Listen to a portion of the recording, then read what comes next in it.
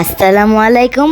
আজকে আমার আম্মু আমার রিকোয়েস্টে মিষ্টি দই বানাচ্ছে, খুবই টেস্টি এন্ড আমার ভীষণ প্রিয়। চলুন আম্মু তাহলে কিভাবে বানাচ্ছে দেখি। প্রথমে আম্মু এখানে 2 লিটার দুধ নিয়েছে। আম্মু দুধটা জাল করে ঘন করে নিচ্ছে। এবার আম্মু সুন্দর একটা কালারের জন্য পরিমাণ মতো চিনি নিয়ে ক্যারামেল বানিয়ে নিচ্ছে। ক্যারামেলটা দুধের সাথে মিশিয়ে নিয়েছে আম্মু। আম্মু যতটুকু মিষ্টি করবে ততটুকু চিনি দিয়ে ক্যারামেল বানিয়ে নিয়েছে। আম্মু দুধটা কুসুম গরম ঠান্ডা করে নিয়েছে। এই ধরেন একটা আঙুল দুধের ভিতর কিছুক্ষণ রেখেই দেওয়া যাবে, এমন ঠান্ডা। এবার আম্মু হাফ কাপ পানি ঝরানো মিষ্টি দই ইউজ করেছে। দইটা ভালো করে দুধের সঙ্গে মিশিয়ে নিয়েছে। এবার আম্মু যে পাত্রে দই বসাবে দুধটা ওই পাত্রে ঢেলে নিচ্ছে। তারপর আম্মু মোটা কাপড় বিছায় গরম স্থানে দইয়ের পাত্রটা রেখে দিয়েছে। 7 ঘন্টা পরে দই রেডি। ভীষণ টেস্টি ঘরে বানানো আম্মুর হাতের দই আমার তো খুবই প্রিয়। আপনাদের কাছে কেমন লেগেছে অবশ্যই কমেন্টে জানাবেন। আজ আসি, আল্লাহ হাফেজ।